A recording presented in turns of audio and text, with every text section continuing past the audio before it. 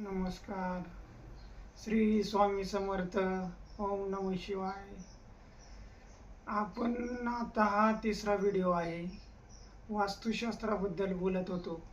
वास्तुशास्त्र एक असं गणित आहे की कौटुंबिक सौख्य लाभते, कौटुंबिक समृद्धी वाढते. त्याचे फायदे इतके भरपूर आहेत की सांगण्यासारखे भरपूर आहे. दुसरी गोष्ट, आपण जागेबद्दल बोलणार आहे. वास्तुशास्त्रात जागा ही चौकोनी लागते आणि नसले तर ते चौकोनी गुण्यात करून त्यानुसार बांधकाम केले जाते, प्लॅननुसार बांधकाम केले जाते. आणि दुसरी गोष्ट अशी की वास्तुशास्त्रामध्ये दिशा पाळणे लय महत्त्वाचं राहतं.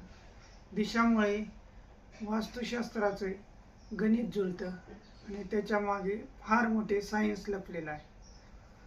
तर एवढे मी बोलून नमस्ते. श्री स्वामी समर्थ. ओम नमः शिवाय.